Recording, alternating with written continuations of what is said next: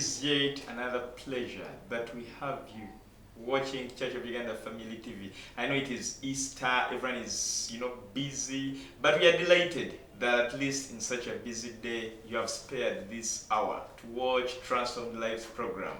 And just to add my voice on all the other voices that you've had, a happy Easter. I believe I'm not yet late. But this is Transformed Lives only on Church of Uganda Family TV. Adrian Austin Mukalazi is my name. And just know this is the home of life transforming stories. You shouldn't miss Transformed Lives every single Sunday at exactly 6 p.m. And the repeat is always on Wednesday at 7 p.m. So you shouldn't miss. And as for today, we are delighted to have Mr. Levi Nditusawa. Mr. Levi Nditusawa is the president of Full Gospel Businessmen's Fellowship.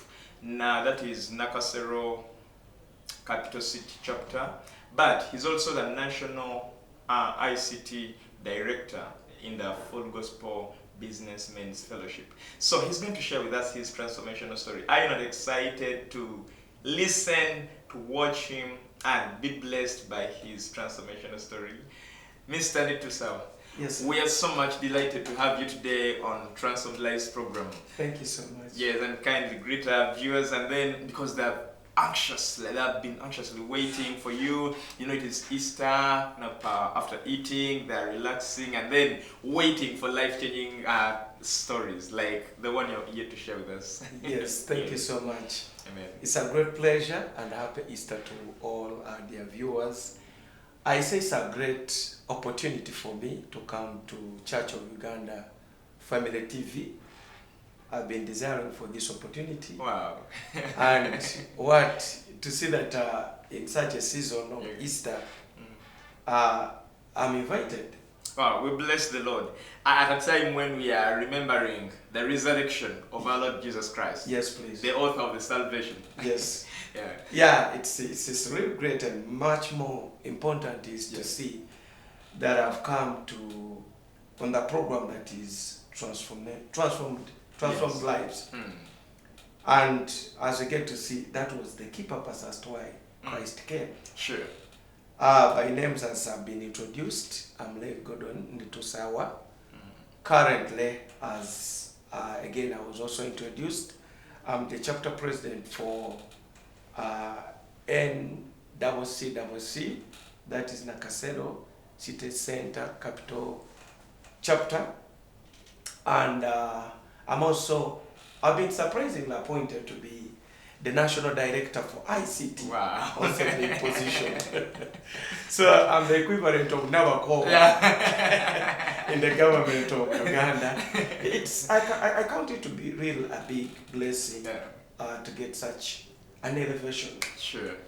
Actually, I get to see that one of the problems that we could have in life is loneliness or neglect. If somebody is neglected, then that means what is in him cannot come out. Exactly. But every time that you get an opportunity to be lifted up, actually, I think that's exactly what even Jesus did. Yeah. If you go to the scriptures, he said that when he ascended, he drew captives right into his train, and then it is in there that he gets to give the gifts. Yeah. So once it is like that, then I get so much to appreciate. And I also appreciate you, my host. I'm really very grateful that I can have an ordeal to share what I've gone through.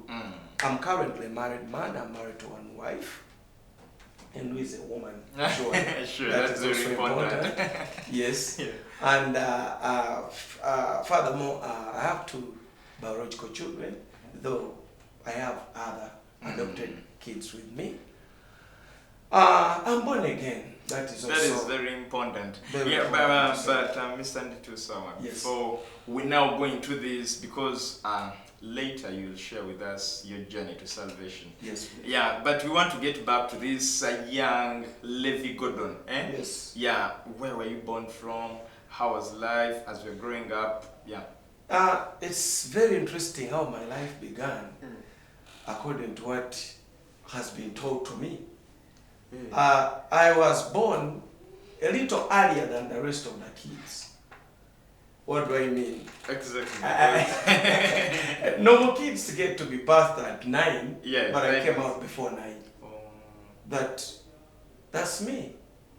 I don't know really what had happened those years, but I hear in the late years of Idi Amin, there were so many miscarriages. Actually, I was trying to attribute it because when we were growing up, they were singing about a song, Saba Saba. So I think ever since the shooting of those guns, so many women suffered miscarriages. So it so happened that I was one of those that came out a bit earlier. And by God's grace, they were able to put me in an incubator and I came out. Wow. I was the first born of my mother, though on my dad, I think I was the third in number. So I was the second boy in the family. And I was born in Jinja, though my parents later relocated to Kamali. And so all my early childhood, I lived in one of the rural villages in Kamuli, Buzaya County, Bogulombia Sub-County, Bogulombia Parish, Budule Village. So that is the boy. I was raised right away from a village. So I grew up as a village boy. And fortunately, we went to school. And of course, we went also to a rural school. But what I would say was much more important is that in our days, in the 80s, what really happened is that the schools were graded. We had grade 1 schools, and we had grade 2 schools, and then there were also sub-grade schools. Why were they graded, and what was the meaning of this grading? The grading of the school, it was due to the performance, the number of pupils, and the number of staff of the teachers, and the structures. It's what governed a school. If somebody is in a grade 1 school, it did not matter where the school was. They were all of the same standard. So it so happened that the village where I was, the nearest school was a grade 1 school, and that was Bugulombia Primary School. So that's when I get to begin my primary one in 1982. I think you are not yet born. I don't know. But 1982. Yeah, of course, I wasn't. That's when I get to begin up my education. So as we started in the rural area, life was challenging, of course, in the rural area. But one thing that I really get to thank God for, our days are not the nowadays, I could say. Because I think God was so much favoring to us that grew up early in the 80s. Why? Because there were no shortages of food. There was no shortages of firewood. There was no shortages of life was not so much commercial as it is today. Or maybe you people who lived the early days, you used all the firewood that we would have used today. It's what now we get to look at what went wrong. Yeah. Because as I'm telling you, those were advantages. Because we grew up in a life where everything was available that we needed. What is basic to life? Though, by that time we used to live in grass-thatched houses. But the grass was there. So there would be no... Not like today when you live in a house with roofs and a ceiling, but you have no food to eat. Yes, that is the danger. And there were seasons, at least we grew up, and we could understand now there is season for this, season for that. We knew, we could tell, now it's March, or we are going to get such. It is this month, mangoes are going to get ripe. It is this, so, thinking of that kind of life where we grew up with plenty that nature provided to us. I think our lives were a bit balanced. You get it?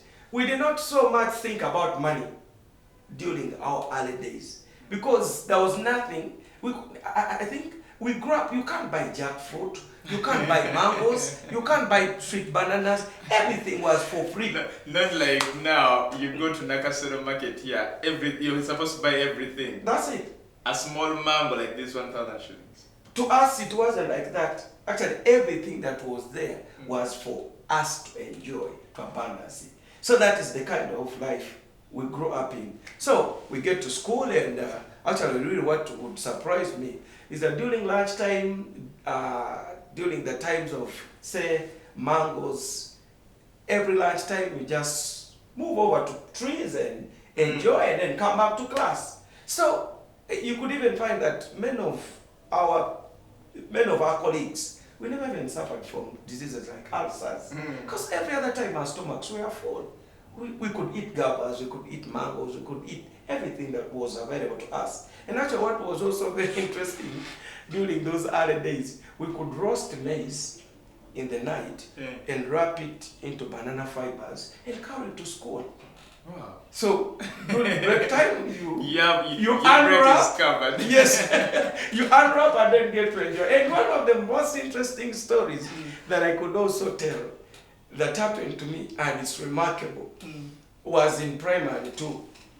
One morning we are going to school, and as we were going through the path, I heard little birds crying.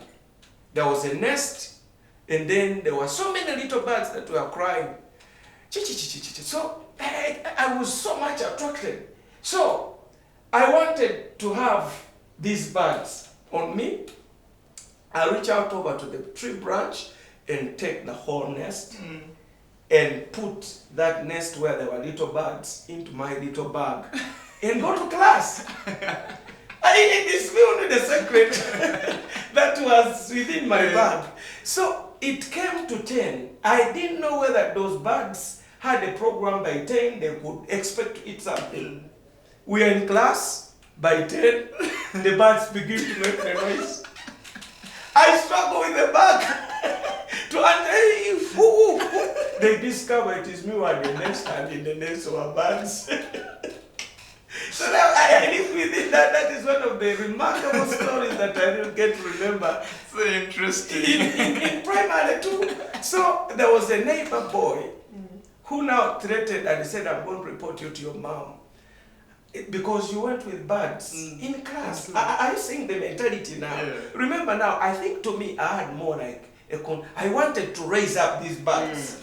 They're wild birds, but I thought maybe young as I am, I could do something to preserve them and make them grow, and I'll be proud of them. But now a little boy teases me and he says, "You know what? I'm going to report you to your mom. You went with the birds in class." So I plead with him. Now he tells me, if you don't want me to report to your mom, you ought to give me something. Yeah. Of course, we never had money during those days, so you can't say, "I'm going to give you money." So I told the boy, "I'm going to steal my mother's maize and give it to you. I'll go to our garden, take the maize, and give you the maize, that you don't report me to the mom." And the young boy still, because it was that much, truthful, he comes, and then I went to my mother's garden, harvested a few cobs, and gave them to him. And he never reported that to my mother. But did she come to know about it afterwards? She never, up to now, I think she never, because it was now considered, it was between me and him, because my mom wasn't at school. So when we began to study, I think also it's also important, when I was in primary 3, we were very little. We were a bit young than the group that was within primary 3. Because my dad used to take us when we were a bit young than the rest. So the boys that we were studying with in primary 2 were a bit bigger. So when we went to primary 3, the teachers saw, which is also I count it to have been a big blessing to me. When the teachers saw the group of the boys that we were studying with, my age, me and another guy, they saw that there would be potential for us if these boys left us. So our teachers made us to fail primary 3. At first I thought it was bad to repeat.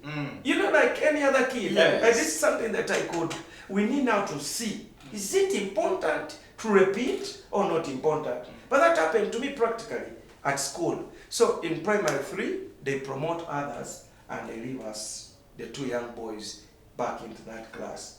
Of course, that Christmas I never enjoyed because I'd failed to be promoted to another class, and I really felt so laugh bad. at you, Yeah, like you're yeah. stupid, and he failed, and so I really counted it bad on my side. So now the term begins afresh. We get repeat.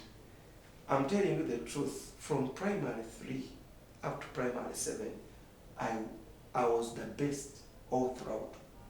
Yeah. And practically it wouldn't be possible if you have failed. Yeah, exactly. Then you can be number one for a new brand of kids that have come in. Wow. But it is something that really I attribute that it was of paramount importance to me. Yeah. There are many people that don't want to fail. True. Or don't want to be told to repeat, to do something. But a parent would rather change the school. Yes, but he thinks, but that is, to me, it is practically, it really helped me. So now being number one, that again elevated me. Because now they had to, by primary 6, I was chosen to be the assistant head boy. I not campaign. I didn't campaign. We just called for assembly and they get to read out the names, and I'm the assistant head prefect.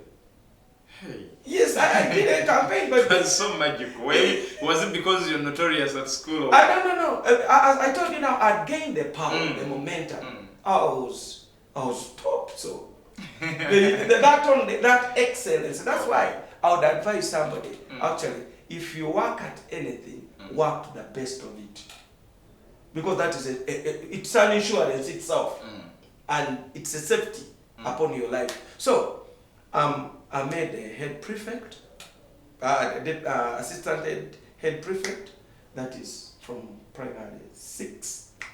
And it so happened that even for primary 7, they never elected any other head prefect. So it went on like that, and then we get to sit our primary PLE, leaving examination. And what is also interesting, during that time of primary leaving examination, we had what we used to call a picnic. And in our picnic, our party, during that time, we didn't have electricity in the village where I was, and they brought a radio of 9 cells. And that was powerful. 9 cells. If they told you they are bringing a radio cassette of 9 cells, it's what they brought for us to have our dance. And I think that was the first dance that I had in life, and it was so interesting. Dancing, and you're dancing with the girls. To me, it was so unique. You just sitting. And of course, growing up in the village, we weren't so moral. We were a bit decent.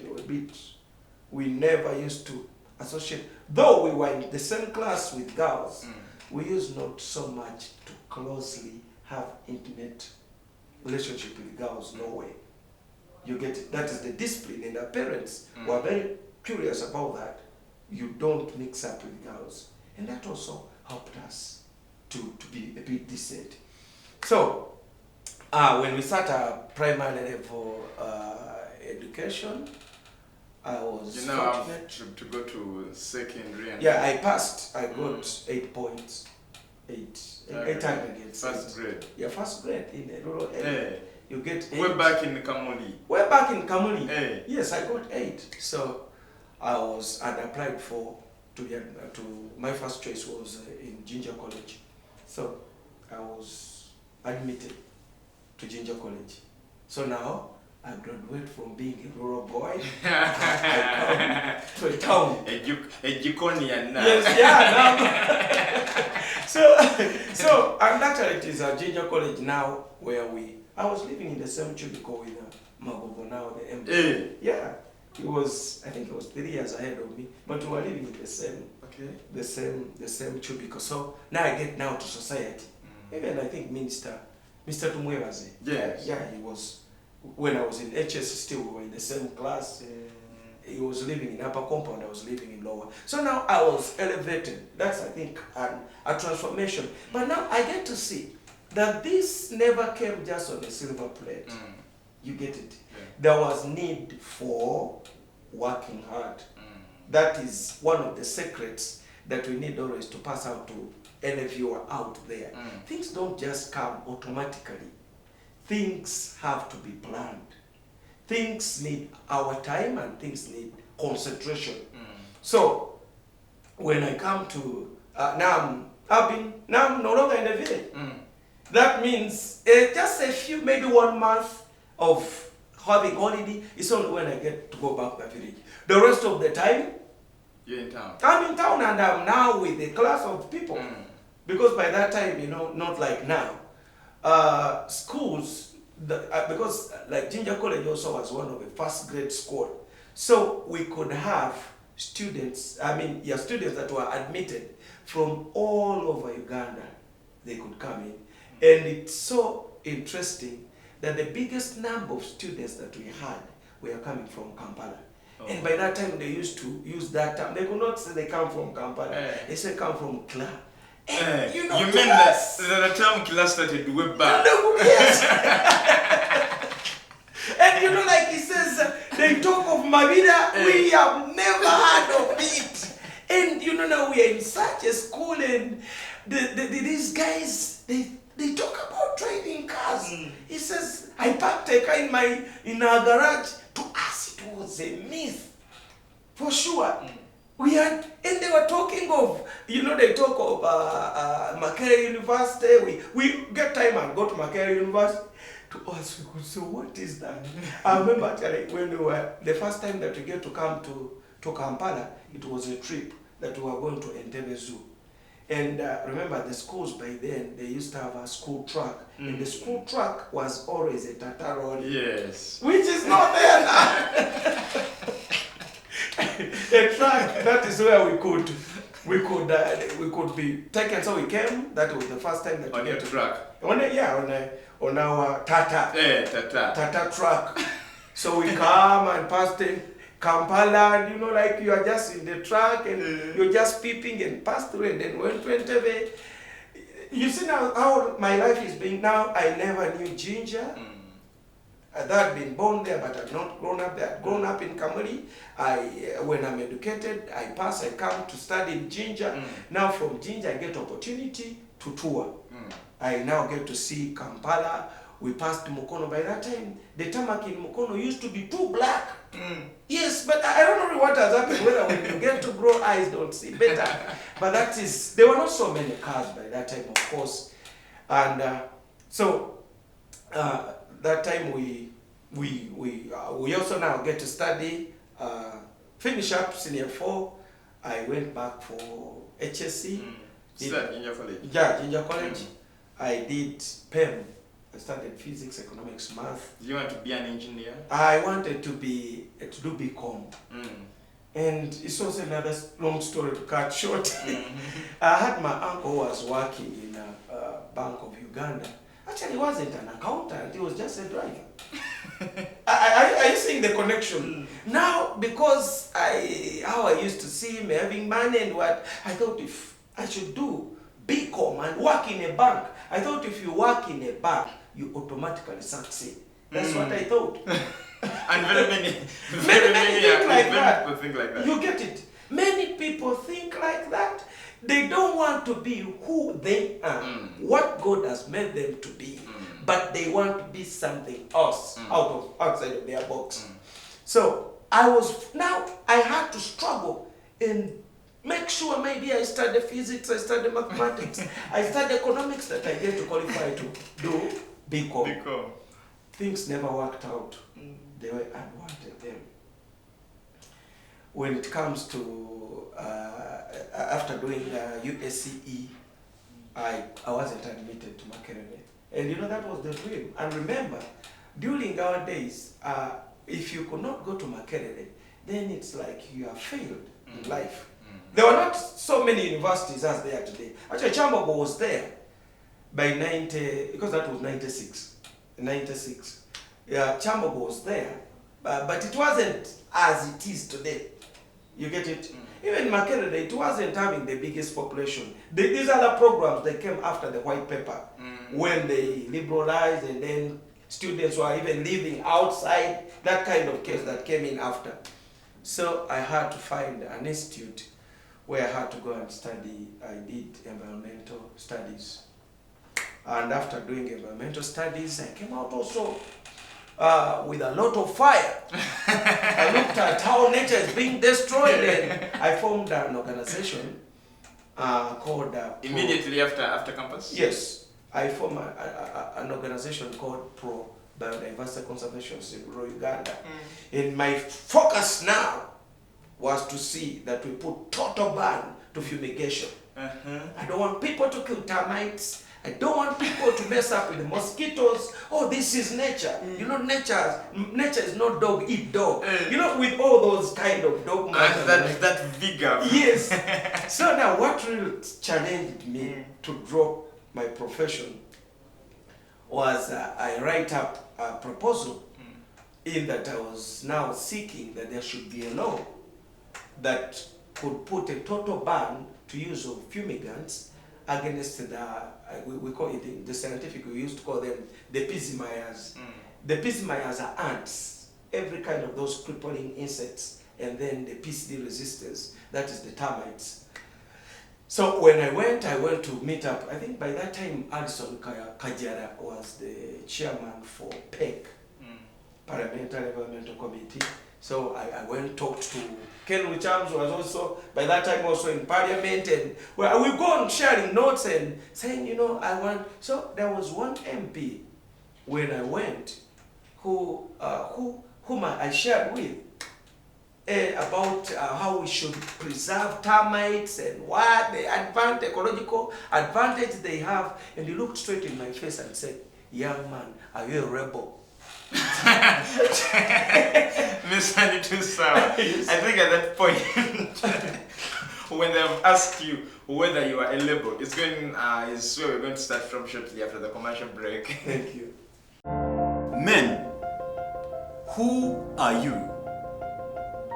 What do you seek to achieve in your personal life? By the way, when did you become a man? And if we talked with your wife, what would she say about you? And when your children look at you, what do they see? Do you know what makes you tick?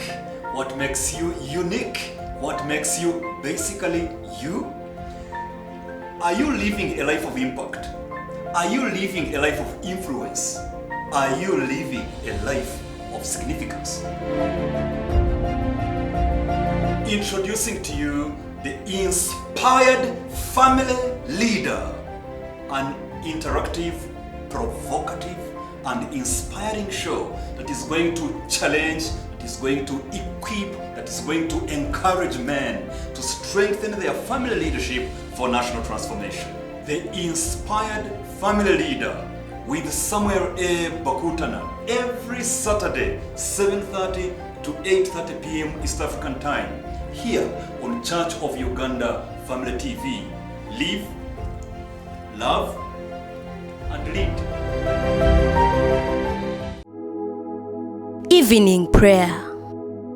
Alcohol intoxicates the mind and releases the emotions and lets down our guard. I want to remind you that the greatest of all is God's love. That's what we need to seek for.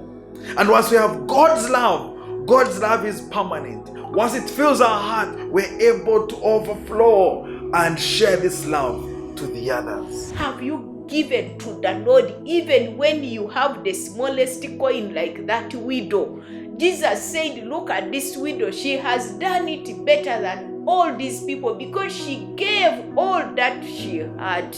I pray for full restoration, full resurrection, full rejuvenation of the joy of the Lord.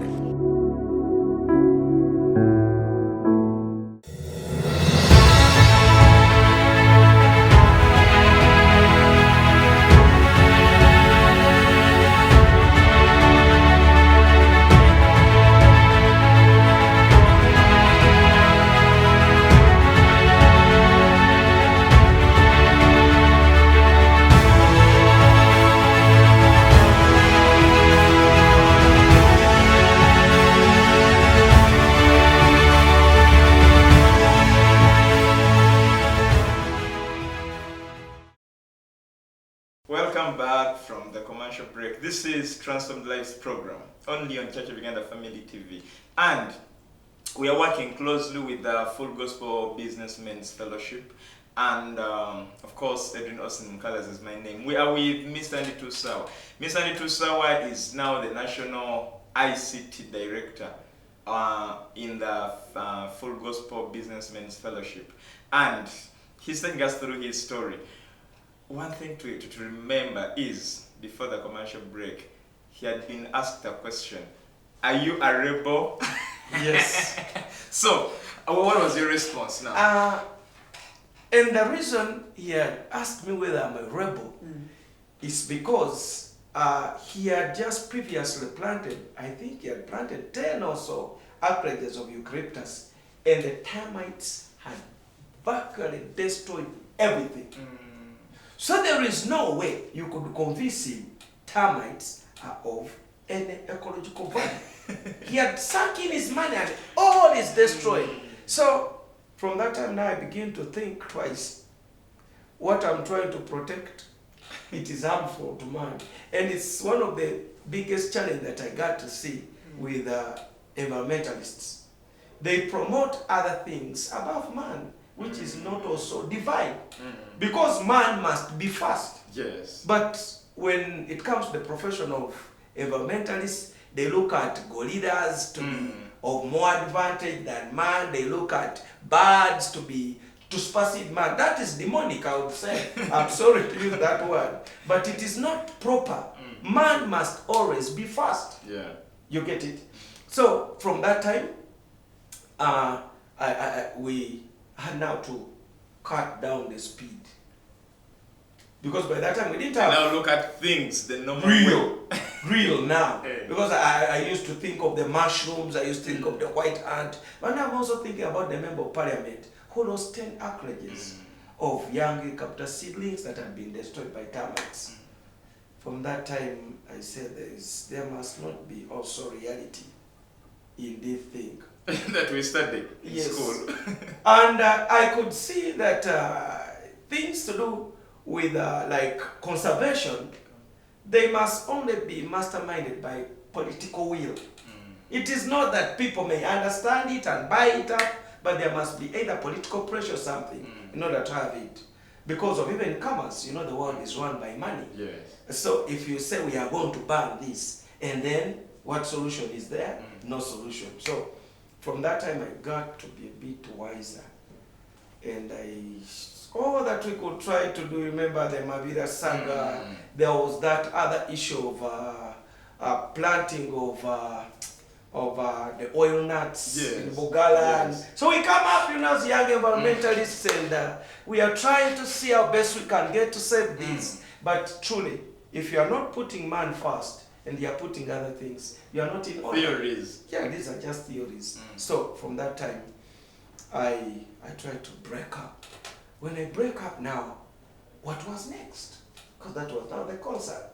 You're losing morale in the profession. Now I'm losing morale. And from that time, I never considered maybe to go and look for a job or something. So now I begin up that kind of life. Now I'm in there. But when does transformation, practical transformation begin in my life? In my life, I used to have a dream. And that dream used to be so regular. And every time that I get that dream, I could feel bad in the morning. The dream that I used to have, I could dream when I'm sweeping the street. And of course, if you're educated, and this is a low profile thing. Exactly. You get it?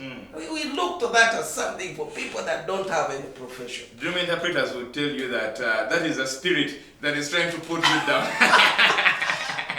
So now, as I told you, after maybe to just go back a little bit, when I get to receive Christ, the first weekend, my grandfather is a Church of Uganda priest, and my dad was the main choir leader for the church where I grew up.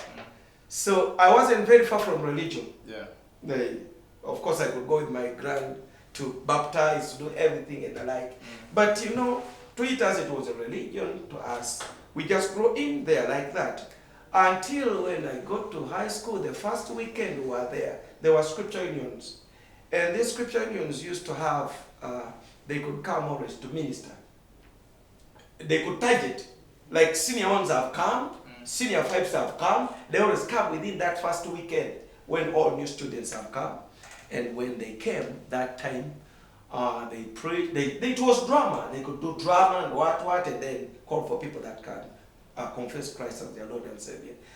You remember it was the first weekend. I come from the village, so there was a young man by that time. He was in senior too, and he was bullying me. He was like teasing me. He just drew me by hand.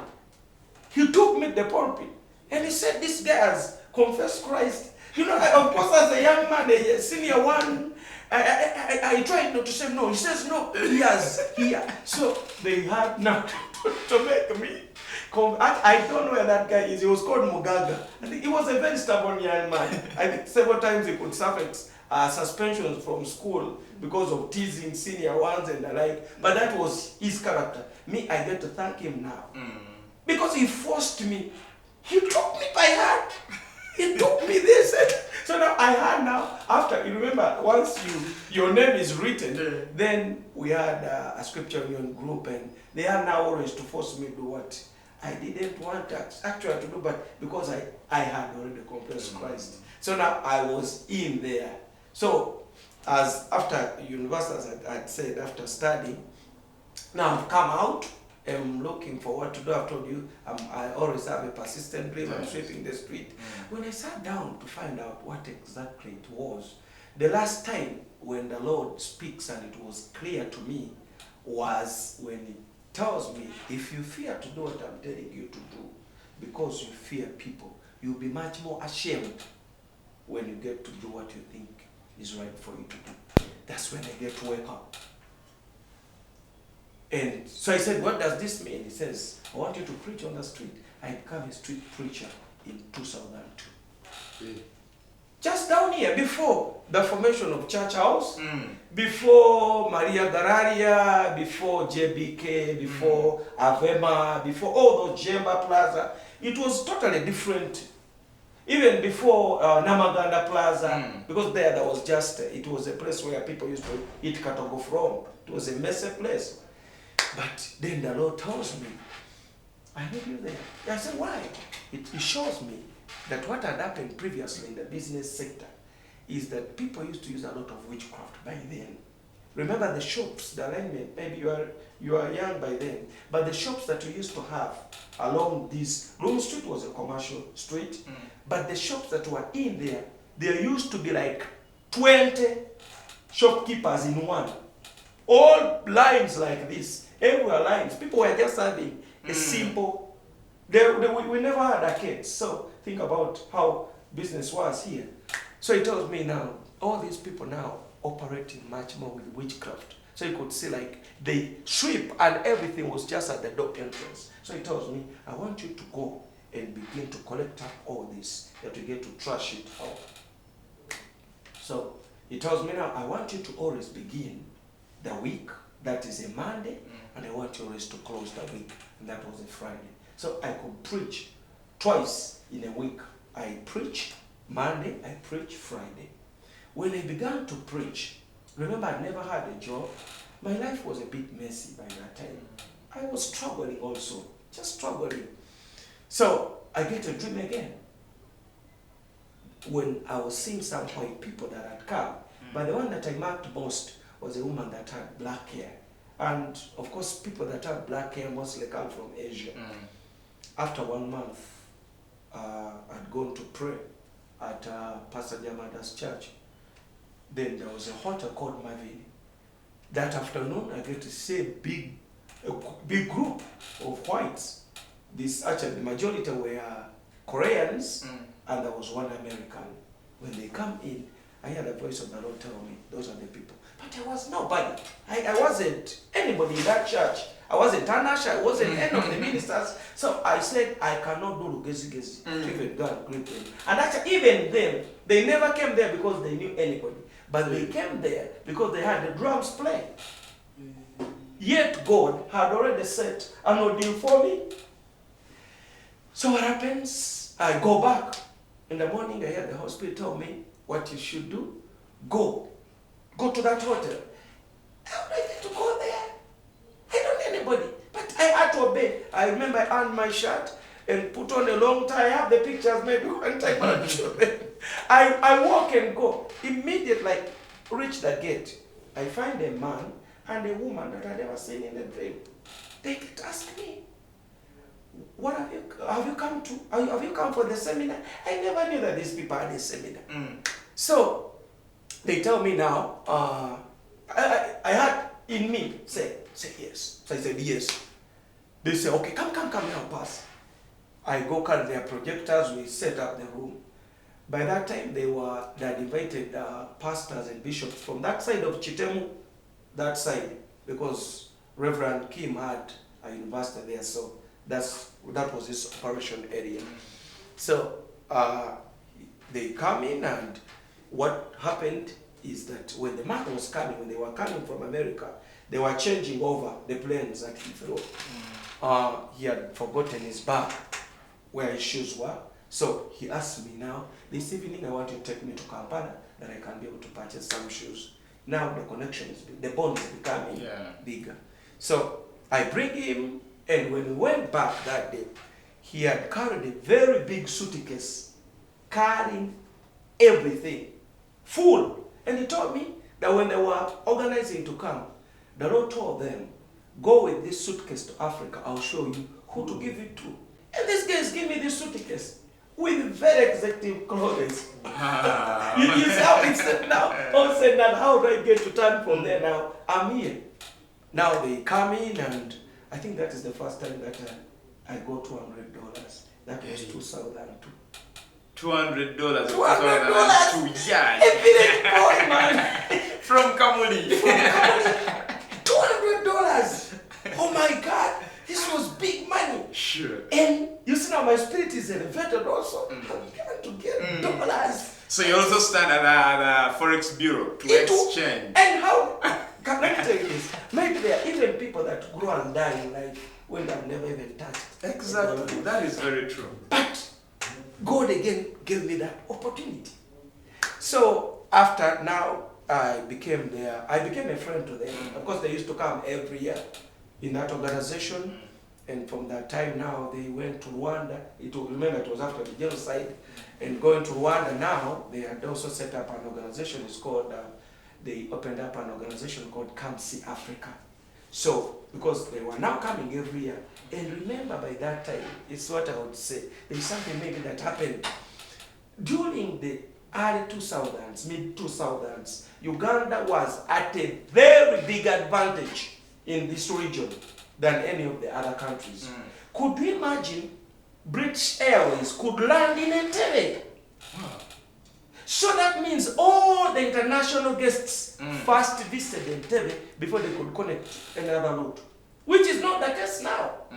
You get it? So now these Americans could always fly through Uganda, and then I would pick them from the airport, again put them on Gaga, I know Jaguar bus, then could take them off to Kigali. That's how they could travel.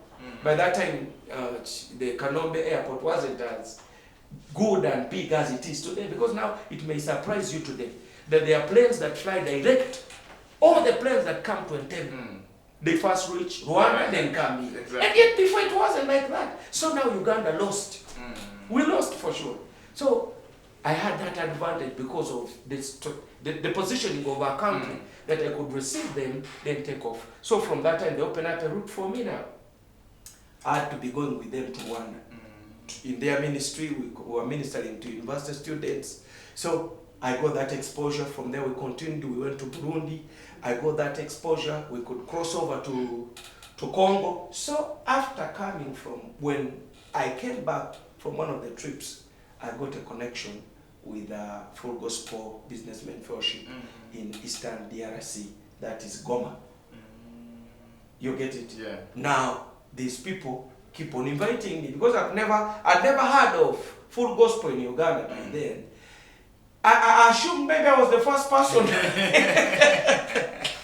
It was until after I had a program, Unless You're Born Again, Yes. that was being aired by Dr. Rotaji. Rotaji, that I discovered, hey, there is Full Gospel Businessman Fellowship here. So I got his contact and then called him, and the first meeting that we had was at Fairway Hotel.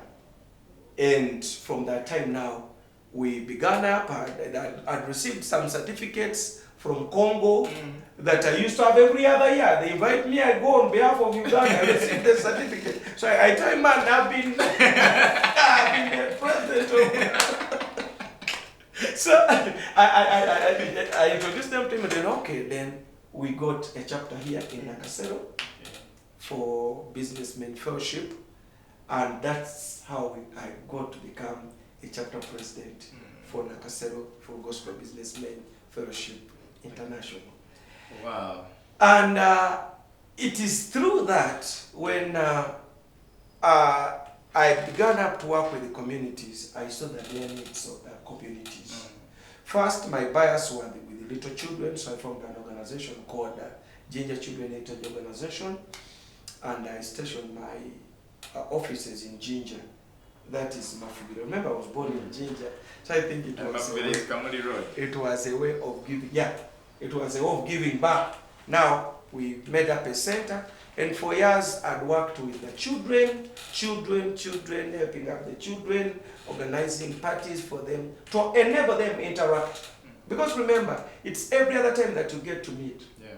Remember, there is a popular proverb that it's only the mountains that don't meet. But human beings have to meet. Exactly. So that means whoever does anything, just like now, human beings have to meet. Exactly. You get it? Yeah. So there must always be a cause to bring people together. You get it? So that is what I was looking at. Because somebody may always think, but what is it? If you bring up people together, we know that iron always has to sharpen iron. Yeah. And you know, men think in terms of pictures. That is how God has created men. So it is what you see, what you get to talk about. So after working with the children all those years, I've been throwing Christmas parties for them. Then I also went into the widows and elderly. I've been working with them. I worked with them until the last 2 years when I totally committed myself now to help up the elderly people. After seeing and observing how the elderly people suffer here, and I formed an organization. It is called Grown Up Laughter's Dominion Caregivers Center. I thank God so much for it that now we are looking at the elderly person. You know, in other countries, the elderly are catered for. Yeah. They even special homes for there are special homes for them, special clinics for them, which we lack, and certainly we really lack such facilities here. So after living with the elderly, seeing the difficulties that they go through, remember when somebody becomes old, one, he doesn't work. And even though he wanted to work, nobody would consider him to work. So it's like a psychological torture that happens to them. My granny, not even in working for commercial, but even in church things. Because if you are elderly, then you can't even serve on the pulpits. Yeah. You that retire. is why there is always a retirement. Yeah, you retire up. So I got so that these people suffer a lot of isolation. Remember, some of them lose their spouses. So if a man had a wife, the wife is gone. The man has to live by himself. Yes. 2, if they had children, children grow up. They are And born. according to our standard, they also live on an empty nest. Kids leave them there. So there is no one, and everybody now begins to care for his family, and he forgets this other elderly person. Yet the Bible teaches us in the book of Revelation, of Leviticus, that stand before the great Howard and honor your God. So it was such scriptures that really touched me. I said, it is when you get to serve the elderly people, you're honoring God. So it's not something that maybe you're doing to get money, but it's something that you're doing to honor God. And remember what the scripture teaches us, the blessing of the Lord makes one rich and adds no sorrow. Exactly. So it is that now that inspired me too much. And what tell you now, I went up to draw a plan to make them a center. And I'm building a hospital for them in Kamuli. A very huge building. And I thank God for the progress. We began in second lockdown. We began to build it. Of recent. And by December 22nd last year, we were able to open up, and they have their hall. We expect them to come and interact. We expect them to come and eat together, because they had written off. Nobody would care. Yes. I involved them in sports. Hey. Why? Because they need to be physical. The physical exercise. The physical exercises, we organize tournaments for them. And one of the most interesting things and stories that my kids will live to tell is them seeing my mother, who is their grandmother, playing netball. To them, to my kids, it really surprises them. I've never seen any of my grandmother or play netball. But my kids, every other year, they watch my mother jumping, scoring. You get it? So there are all these innovative ideas that really have come up, and I see that, and really, to me, they make me happy. I feel my life is of benefit to others. And of late, I've seen that actually, after helping yourself, when God gets to bless you, and you are now having means, whereby you have now a house in which you're living, maybe you have also another extra house where other people are living. The third thing that you should really think about is think about human development. I'm telling you, what God has done is that in each and every individual, He has deposited a rich inheritance in that particular individual, which nobody can be able to rob. That means if that person cannot be kind, if he cannot be generous to bring that deposit out, that means he'll die with it. Yeah, true. So we have so many people that die with the rich deposit that God has put in them. It must be your struggle, it must be my struggle to find out all that resource and bring it out. And one way that we can get to chase away wickedness, you get it? Yes. Is to be able to recognize or love one another, uplift one another, and be also able to sacrifice on behalf of one another. And that's what actually Jesus has done. But the problem that always comes in is that we are competing against each other. Exactly. You get it? And this has been a problem. Man fighting man, man eating man. You get it? This isn't it. Sure. What we should always know is that we can't all be the same. Yes. And it's also something now that we must always bring to the platform clear. The 10 Commandments in the Bible, it is very clear. It tells us not to covet. Yes. You get it? And all our planning and the kind of training that we get in life is always to think we are to covet from one another. But yet the Bible Stops us from that. Don't. Know who you are. And live who you are. And that is what has helped me, I would say. I admire myself. Can you imagine every other night when we are praying, I record. And the last thing I do every night is to listen to what I've spoken, to listen to what I've prayed. And the first thing that I do every morning is to listen to what I prayed in the night. Why? I want to love myself. I want that which is in me to grow. Because it is that which is in me that God looks at. Sure. Now the problem would come when God gets to admire what is in another person. So that he wants also to live. Yeah, he wants to be like him. Once you want to be like any other person, you are going to suffer rivalry right into your heart. You never compliment the other person because you think he's a competitor. Yeah. And yet remember, each one has his own birth calendar and each one has his own death calendar. Exactly. You get it? We have, it's so funny. And like the scripture says in Jeremiah, I knew you before you were in your mother's womb. Meaning, everything you're to be is already written. True. So you can't change. Exactly. Actually, you can't manipulate. Yes. And the problem that you may be having in the world is that people are trying to be what they are not. Yes.